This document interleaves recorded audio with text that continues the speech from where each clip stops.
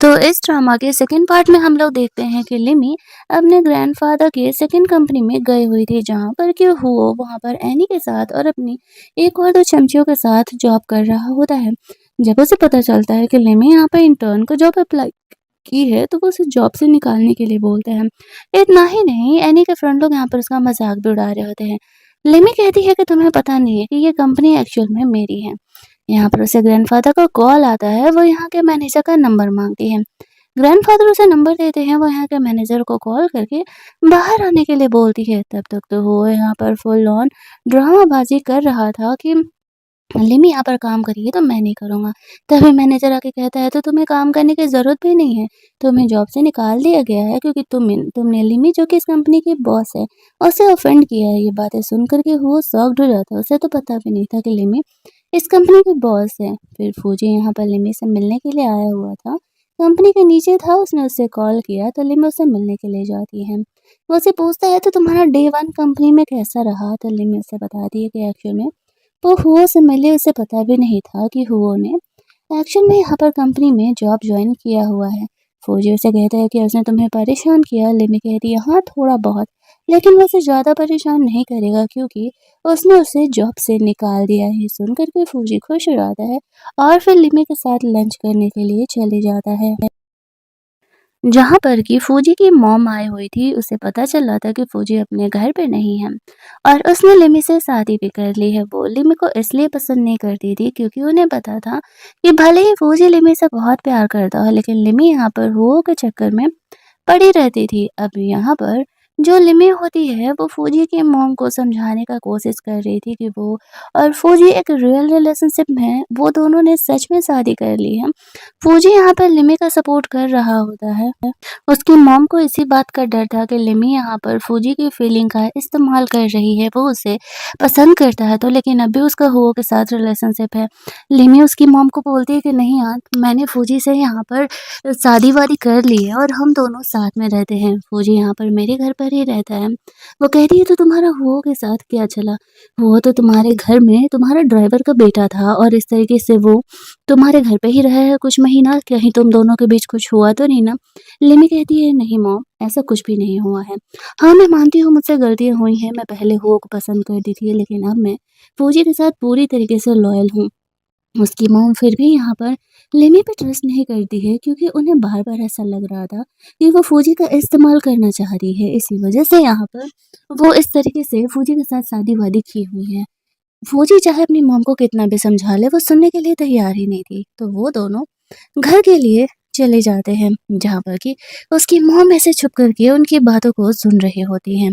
घर की मेड को वो कहती है कि क्या चल रहा है फौजी और लिमी, जब दोनों शादीशुदा है तो फिर दोनों अलग कमरों में क्यों रहते हैं? घर की मेड उन्हें समझाने का कोशिश कर रही थी कि देखिए मैम, जैसा आप सोच रही हैं वैसा कुछ नहीं है, ये उन दोनों की मर्जी है। भले ही यहाँ पर फौजी और लिमी दोनों अलग कमरे में सोते हैं, लेकिन जितना मुझे पता है वो दोनों का रिलेशनशिप बिल्कुल सही चल रहा है। तुम दोनों उन दोनों की अभी-अभी शादी हुई है, इसी वजह से वो दोनों काफ़ी ऑकवर्ड है। लेकिन फौजी की मॉम ये सारी बातें कुछ भी समझने के लिए तैयार ही नहीं थी। उन्हें तो ऐसा लग रहा था कि लिमी फौजी का इस्तेमाल कर रही है, वो कोई यहाँ पर फौजी को पसंद-वसंद नहीं करती है। फौजी और लिमी यहाँ पर घर पर आते हैं तो वो अपनी मॉम को देख कर के शॉक्ड हो जाता है। वो कहता है कि वो यहाँ क्या कर रही है? तो वो कहती है कि मैं तो ये देखने के लिए आई थी कि तुम दोनों का रिलेशनशिप रियल है भी या नहीं। लिमी यहाँ पर फौजी की मॉम को प्रूफ करने के लिए उनके सामने ऐसे फौजी को किस कर लेती है और कहती है कि मॉम आप एक बार मुझ पे ट्रस्ट करके देखिए, मैं सच में यहाँ पर फौजी को पसंद करती हूँ और मैं उसे कोई धोखा नहीं दे रही। लेकिन फिर भी उसकी मॉम कह रही होती है कि नहीं, मुझे तुम्हारी सिंसेरिटी फौजी के साथ नहीं दिख रही है, तुम दोनों अलग कमरों में सोते हो। तो उसकी मॉम बहुत ही गुस्सा कर रही होती है। तो जो फौजी था ना, वो कहता है कि मॉम आप हम दोनों के पर्सनल लाइफ में ऐसे इंटरफेयर कर रही हो। ये मेरा डिसीजन है अलग कमरे में रहने का, जब तक कि लिमी मेरे रिलेशनशिप को लेकर के नॉर्मल नहीं हो जाती। और वो अपनी मॉम को वहाँ से जाने के लिए बोलता है। रात में इस तरीके से लिमी को उसकी कंपनीज़ की कुछ चीज़ों के बारे में नहीं समझ में आ रहा था, तो वो फूजी से पूछने जा रही थी। रास्ते में ग्रैंडफ़ादर मिलते हैं, तो वो कहते हैं, "तुम मुझसे भी तो पूछ सकती हो।" लिमी कहती है कि मुझे लगा कि आप पहले सोने चले गए होंगे, इसी वजह से मैंने आपसे नहीं पूछा। वो जानबूझकर के लिमी को छेड़ रहे थे और कह रहे थे, "हाँ, हाँ, ठीक है, जाओ। फूजी के साथ ज़्यादा टाइम स्पेंड करने का तुम्हें मौका मिल रहा है।" लिमी शर्माते हुए फूजी के कमरे में चली जाती है। जहाँ पर कि फौजी अभी फ्रेशन अप होकर के आया था, वो लिमी को यहाँ पर देख कर के पूछ रहा था कि वो यहाँ क्या कर रही है? लिमी उसे कहती है कि एक्चुअली मुझे कंपनी के कुछ यहाँ पर ये सीट्स के बारे में समझ में नहीं आ रहा है, तो फौजी उसे काफ़ी देर तक कंपनीज़ के बारे में सब कुछ बताता है। लिमी यहाँ पर फौजी के टैलेंट को देख कर के काफ़ी इम्प्रेस हो जाती है। जब काम यहाँ पर ख़त्म होता है, तो वो फौजी को कहती है कि क्या वो उसके साथ नाइट स्पेंड कर सकती है आज रात, क्योंकि जैसा कि उसकी मॉम ने सही कहा कि वो दोनों शादी करने के बाद भी ऐसे अलग कमरों में रह रहे हैं, तो मुझे फौजी के साथ सोने में कोई प्रॉब्लम नहीं है। फौजी लिमी को कहता है कि देखो, तुम्हें इस तरीके से दूसरों की बातों में आकर के खुद को प्रेशराइज़ करने की ज़रूरत नहीं है। मैं तुम्हें समझता हूँ, तुम्हारी जो मर्ज़ी हो तुम कर सकती हो। लिमी यहाँ पर मस्त अपना पिलो लेकर के आती है सोने के लिए, और वो फौजी को नींद में ऐसे हक करके सो रही होती है। बेचारे फौजी को अब खुद को सँभालना मुश्किल होते जा रहा था। एक तो इतनी हॉट सी बंदी है और ऊपर से वो उससे प्यार करता है। वो बेचारा खुद को काम डाउन करने के लिए नहाने के लिए आधी रात में चले जाता है। फिर वो फ्रेशन अप होकर के आता है। लिमी कुछ देर तक तो उससे दूर सो रही होती है, लेकिन फिर वो उसे हग कर लेती है। बेचारा फौजी रात भर नहीं सो पाया था, वो ऐसे ही लिमी को देखते रह गया। अगली मॉर्निंग लिमी जगती है तो ग्रैंडफादर बताते हैं कि फौजी ऑफिस के लिए निकल गया है। मुझे तो लगता है ना कि तुम्हें अपने ही कमरे में सोना चाहिए। बेचारा फौजी पूरी रात टॉर्चर हो रहा होगा। लिमी ये टॉर्चर होने का मतलब नहीं समझ पाती है। वो तो आराम से सो रही थी, तो फिर फौजी क्यों नहीं सो रहा था? अब ग्रैंडफादर भला क्या ही बताए कि वो बेचारा रात भर लिमी को ही देखने में रह गया, इस वजह से सो नहीं पाया। फिर लिमी के ग्रैंडफादर की कंपनी का बहुत बड़ा इम्पोर्टेंट यहाँ पर ऐसे प्रोजेक्ट के लिए वो लोग जा रहे होते हैं, जहाँ पर कि वो ग्रैंडफादर के साथ जाती है। वहाँ पर हू उससे मिलता है, वो ग्रैंडफादर को अंदर जाने के लिए बोलती है, जहाँ पर कि वो हू को सबक सिखा के आएगी। वो हू पर गुस्सा कर रही होती है कि वहाँ पर तमाशा मत करे। हू उसे कहता है कि तुमने मुझे पूरी इंडस्ट्री में ब्लॉक करवा दिया है।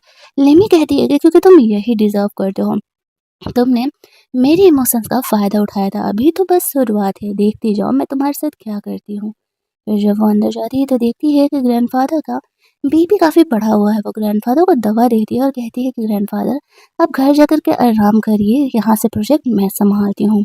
मैं स्टेज पर जाकर के अपना ये प्रोजेक्ट सारे लोगों को समझा दूँगी, कोई प्रॉब्लम नहीं है। ग्रैंडफ़ादर इस चीज़ के लिए मान जाते हैं, वो लिमी को एप्रिशिएट करते हैं।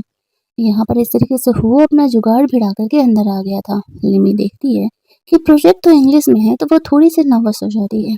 वो उसका मज़ाक उड़ाते हुए कहता है, "अरे! ये तो अनपढ़ गँवार है। इसने तो डिग्री भी पैसे से खरीदा है। भला इसे कहाँ से ही इंग्लिश पढ़ने के लिए आएगा?" लिमी चुप थी, वो बस अपने प्रोजेक्ट पर फ़ोकस कर रही होती है।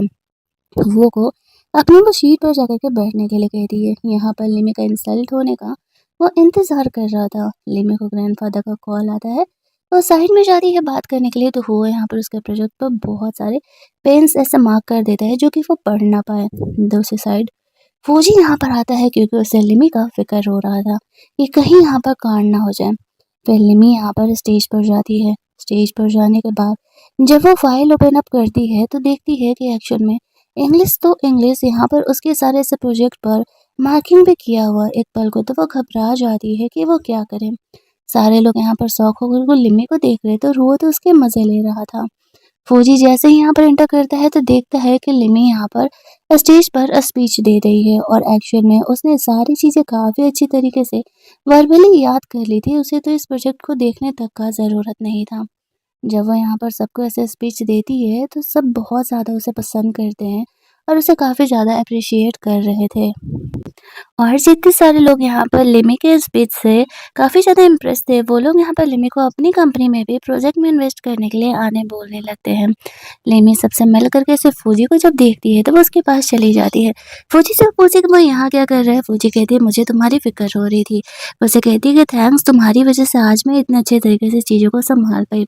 फौजी कहता है, मैंने तो सिर्फ तुम्हें समझाया था, बाकी टैलेंट तो तुम्हारा है। तुमने सच में चीज़ों को बहुत ही अच्छे तरीके से हैंडल किया, लेकिन तुम्हारा प्रोजेक्ट खराब किसने किया?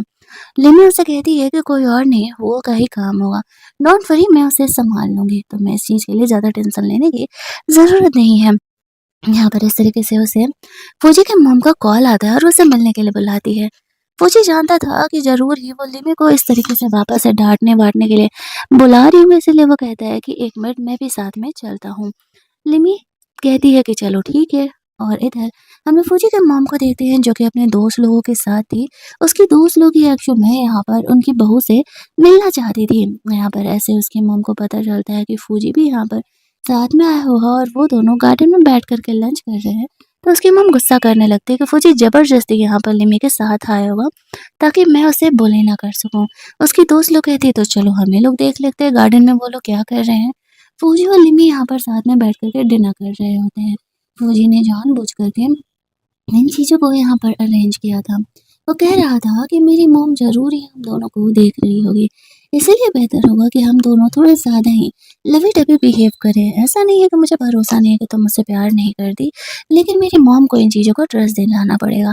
वो लिमी को अपने लैप पर आकर के बैठने के लिए कहता है और फिर कहता है कि शायद मेरी मॉम तुम्हें देख रही हैं, तो क्यों ना हम एक-दूसरे को किस करें।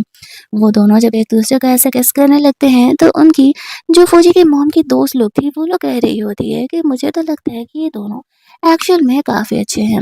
इसी वजह से ये दोनों के बीच इतना प्यार है। तुम बेकार में ही शक कर रही हो कि लिमी यहाँ पर फौजी से प्यार नहीं करती। लेकिन फौजी की मॉम बहुत ही ज़्यादा स्ट्रिक्ट थी।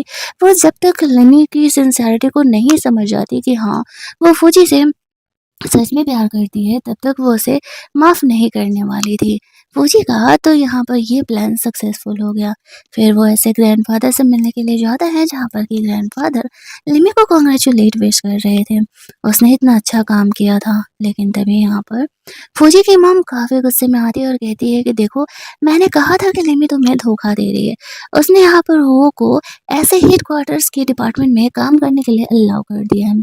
फौजी तभी यहाँ पर लिमी को सपोर्ट करते हुए कहता है कि मॉम, ज़रूर वो कुछ रीज़न होंगे, एक बार इनकी बातों को सुन लेते हैं।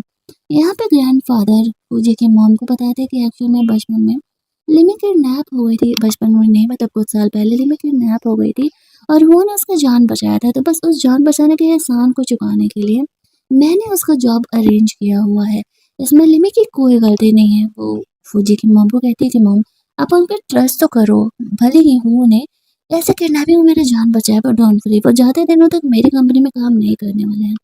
क्योंकि पिछली बार लिमी को पता था ये वो ने एक्चुअल में उसकी किडनैपिंग में कोई जान नहीं बचाई है, बल्कि उसी ने किडनैपिंग अरेंज किया था, लेकिन उसके पास इस बात का प्रूफ नहीं था। इसी वजह से वो चीज़ों को प्रूफ नहीं कर सकती थी। इसीलिए वो यहाँ पर कह रही होती है कि ठीक है मॉम, मैं सिर्फ यहाँ पर उस पर एहसान जता रही हूँ, डोंट वरी, वो सिर्फ कुछ दिनों के लिए ही यहाँ पर काम करने वाला, फिर मैं खुद ही उसे जॉब से निकाल दूँगी। अगली मॉर्निंग लिमी अपने ग्रैंडफादर के साथ उस कंपनी में जाती है, जहाँ पर कि ग्रैंडफादर बताते हैं कि अगले कुछ दिनों के लिए लिमी ही ये कंपनी संभालने वाले हैं, तो आप लोग उसे सपोर्ट करना।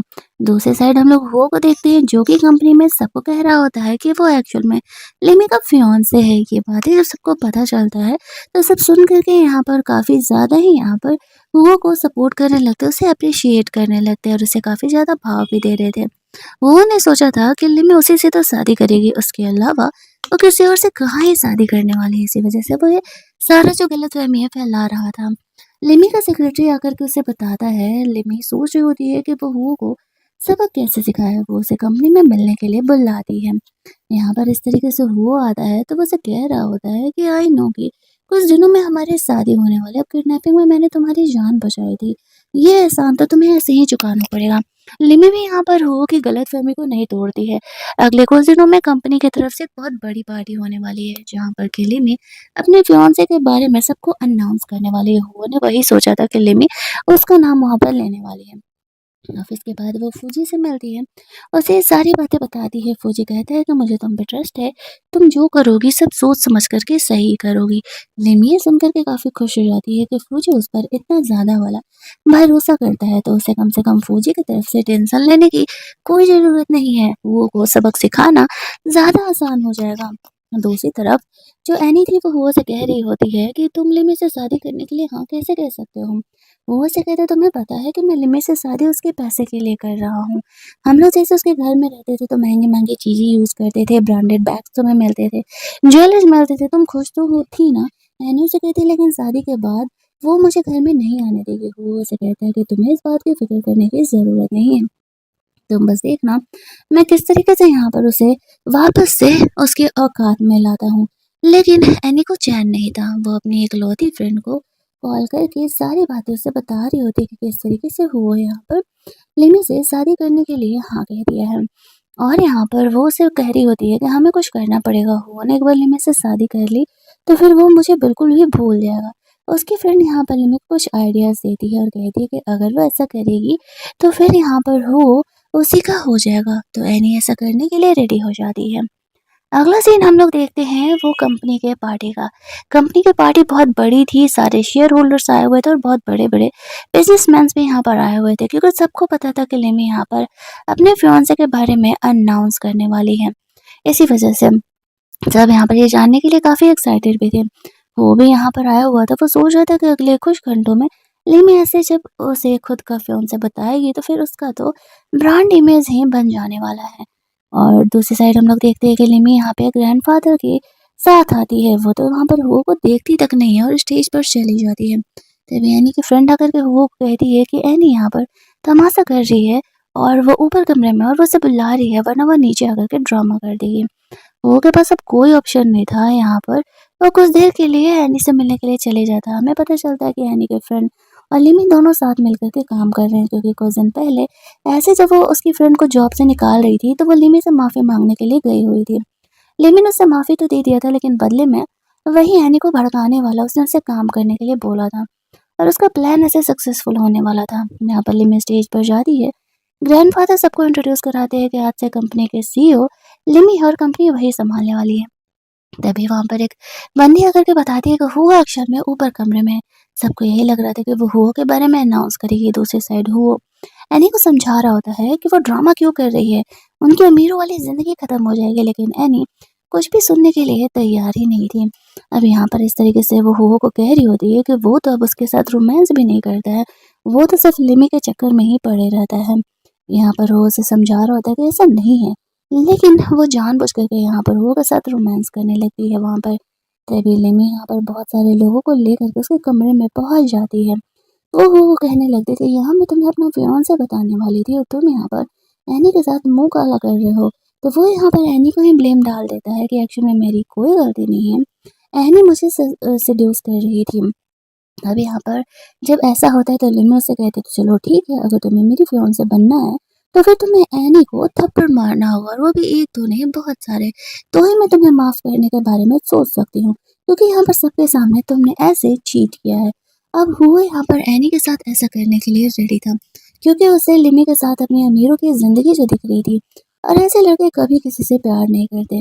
वो एनी को दो चार झापड़ मारता है तब जाकर के एनी को दिमाग आता है कि वो के चक्कर में पड़ करके गलत कर रही थी, वो तो उससे प्यार ही नहीं करता है। इस तरीके से वो लिमी के लिए उसे छोड़ने के लिए तैयार है। तो वो यहाँ पर हो के पोल खोलने लगती है। वो उसे कहती है कि तुम्हें पता भी नहीं है ये बंदा तो तुमसे प्यार नहीं करता, इसने शुरुआत से सिर्फ तुम्हारा इस्तेमाल ही किया है। तुम्हें क्या लगता है तुम किडनैप हुई थी तो वो ने तुम्हारा जान बचाया था? एक्चुअल में वो नहीं ये सारी किडनैपिंग अरेंज की थी, वो तुम्हारा क्या ही जान बचाएगा। अब यहाँ पर लिमी कहती है कि क्या बकवास कर रही हो, इस बात का तो तुम्हारे पास कोई प्रूफ भी नहीं है, यूं ही तुम झूठ बोल रही हो। वो जानबूझ करके ऐसा प्रोवोक कर रही थी एनी को। एनी कहती है कि हुआ ने जिन बंदों को अरेंज किया था तुम्हें किडनैप करने के लिए, उन लोगों को तो उसने अभी तक ऐसे पैसे भी नहीं दिए हैं, तो फिर तुम चाहो तो उनसे पूछ सकती हो। अब यहाँ पर साफ सबके सामने ये प्रूफ हो जाता है कि वो ने जानबूझ करके किडनैपिंग अरेंज की थी। लिमी को उसने कोई किडनैपिंग में सेव नहीं किया। वो ऐसे एनी से लड़ने लगता है कि पागल लड़की, ये सब कुछ मैं तेरे लिए ही तो कर रहा था। लिमी से शादी करने के बाद जितने भी पैसे मिलते मैं सब तुझे ही देने वाला था। दोनों आपस में ही लड़ने लगते हैं चीज़ों को लेकर के। लिमी का प्लान यहाँ पर सक्सेसफुल हो रहा था। वो यहाँ पर ऐसे लिमी को एक मौका देने के लिए कहता है, वो उससे माफ़ी मांग रहा था लेकिन तभी फूजी यहाँ पर लिमी के पास आ जाता और कहता है कि लगता है कि तुम मेरी वाइफ को कुछ ज़्यादा ही पका रहे हो। वो कहता है ओह तो मतलब कि तुम दोनों ने पहले ही शादी कर ली हो तो मुझे धोखा दे रही थी। लेमी उसे कहती है, धोखा काहे का? धोखा तो वो कहलाएगा जो तुम मुझे दे रहे थे। मेरे साथ रिलेशनशिप में रह करके तुम एनी के साथ थे। मैंने तुमसे ब्रेकअप करके फूजी के पास गई हूँ मैं। ऐसा वो कह रहा था। अब यहाँ पर लेमी उससे ये माफ़ी नहीं देने वाली थी। वो हु को कहती है, तुम तो जेल जा कर के रहने वाले हो। वो सबके सामने से अनाउंस कर देती है कि हाँ, वो और फूजी मैरिड हैं। और आज जो वो सबके सामने अनाउंस करने वाली थी अपने हस्बैंड के बारे में, वो कोई और नहीं फूजी है। वो यहाँ पर ये कंपनी फूजी का नाम करना चाह रही थी, तो फूजी वो कंपनी लेने से मना कर देता है और कहता है कि नहीं, ये तुम्हारे ग्रैंडफादर की मेहनत है और ये मेहनत तुम्हारी मैं कैसे ले सकता हूँ? वैसे भी मैं तुम्हें इतना कैपेबल बनाऊंगा कि तुम सिंगल हैंडेडली ये कंपनी को अच्छे से संभाल सको। तो तुम मुझ पर ट्रस्ट करो, आगे से तुम्हें कोई प्रॉब्लम नहीं होने वाला है।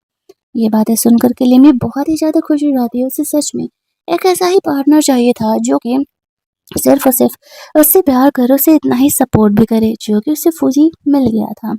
ये सारी चीज़ें यहाँ पर जब लिमी देखती है तो वो फूजी पर गुस्सा करने लगती है। उसकी मॉम जब देखती है तो, ये देखो वो तुम्हारे साथ क्या कर रही है। फूजी कहता है कि मॉम, आपको पता है लिमी के मॉम डैड की मौत कैसे हुई थी? उसके डैड की एक्चुअल में जब मैं छोटा बच्चा था तो एक रात मेरा कार से एक्सीडेंट होने वाला था। लिमी के डैड ने मेरी जान बचाई थी। उस एक्सीडेंट में उनकी जान चली गई थी और ये सदमा उसकी मॉम बर्दाश्त नहीं कर पाई और वो भी दुनिया छोड़ कर के चली गई। उसकी मॉम कहती है, तो तुम क्या गिल्ट में हो लिमी को लेकर के? फूजी कहता है कि हाँ, पहले था, लेकिन फिर जब मैंने लिमी से मिला तो मुझे उससे प्यार हो गया था। उसकी मॉम उसे समझाती है कि इस रिलेशनशिप को गिल्ट में मत लेकर के चलो। अगर तुम उसे सच में प्यार करते हो तो उसे सच्चाई बताओ। लिमी को सच जानने का पूरा हक है।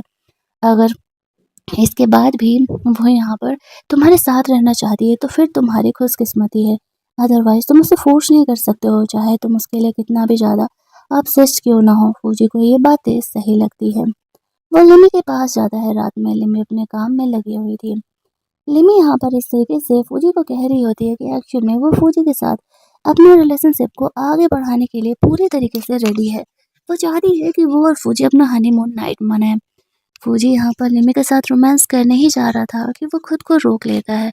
वो लिमी को कहता है कि एक्चुअली में मुझे तुम्हें पहले कुछ बताना है। लिमी पूछती है, क्या बताना है, बताओ। तो फिर वो उसे कहता है कि तुम्हें पता है तुम्हारे डैड का मौत कैसे हुआ था? वो कहती है, हाँ, एक्चुअल में मेरे डैड का मौत तो एक कार एक्सीडेंट में हुआ था ना। फूजी कहता है कि एक्चुअल में तुम्हारे डैड मुझे बचाना चाहते थे कार एक्सीडेंट से, और उस कार एक्सीडेंट में उनकी मौत हो गई थी। लिमी यहाँ पर रियलिटी को समझती है और कहती है कि तुम्हें बचाना मेरे डैड का डिसीजन था, इसमें तुम्हारी कोई गलती नहीं है। वो फूजी को माफ़ कर देती है और अपने इस रिलेशनशिप को ख़राब नहीं होने देना चाहती है। वो उसे कहती है कि तुम मुझे सच में प्यार करते हो या फिर तुम्हारे मन में सिर्फ मेरे लिए रिग्रेट है और गिल्ट है कि मेरे डैड ने तुम्हारी वजह से अपनी जान गंवा दी। इस बात पर फौजी उसे कहता है कि मैं तुमसे झूठ नहीं बोलूँगा, शुरुआत में मेरे मन में एक गिल्ट सा था तुम्हें लेकर के, लेकिन फिर जब मैं तुम्हें मिला तो एक्शन में मुझे तुमसे प्यार हो गया था। इसी वजह से मैं तुमसे शादी करना चाहता था। तो लिमी भी इन बातों को भूल जाती है। अगले दिन है इस तरीके से लिमी ऑफिस निकल जाती है और फूजी भी वो अपनी मॉम को कॉल करके बताता है। उसकी मॉम को भी इन बातों का भरोसा नहीं होता है कि लिमी ऐसे गुस्सा कैसे नहीं की। वो अपने सेक्रेटरी से इन चीज़ों को पूछ रहा होता है तो उसका सेक्रेटरी उसे कहता है कि शायद ये चीज़ें हो कि शायद लिमी आपको उस हद तक पसंद ही ना करती हो, इसी वजह से उसे फ़र्क भी नहीं पड़ रहा हो।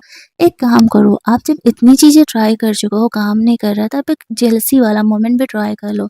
फूजी को ये आइडिया भी सही लगता है चेक करने के लिए, तो वो अपने सेक्रेटरी को अपने लिए एक यंग गर्ल सेक्रेटरी हायर करने के लिए बोलता है, ताकि सिर्फ और सिर्फ वो यहाँ पर लिमी को जेलस फील करा सके। और फिर वो यहाँ पर लिमी को कॉल करके ऐसे उसके ऑफिस आने के लिए बोलता है। ये कुछ काम है, ये बोल करके लिमी अपने ऑफिस में थी। जब फौजी का कॉल आता है तो वो बहुत ही खुश हो जाती है। उसे ऐसा लगा था कि शायद फौजी यहाँ पर उसे किसी काम से बुला रहा है, तो फिर वो तुरंत ही फौजी से मिलने के लिए निकल जाती है। उसका सेक्रेटरी तुरंत ही यहाँ पर फौजी के लिए एक यंग गर्ल सेक्रेटरी अरेंज कर देता है। फौजी उसे कहता है, इससे काम तो बनेगा ना? उसका सेक्रेटरी कहता है, हाँ हाँ ज़रूर। लिमी को जेलस हुआ तो मतलब समझो कि उसको आपसे प्यार है। तभी वहाँ पर इस तरीके से वो अपने सेक्रेटरी को समझाता है कि तुम्हें बस मेरे बगल में खड़े रहना और कुछ नहीं करना।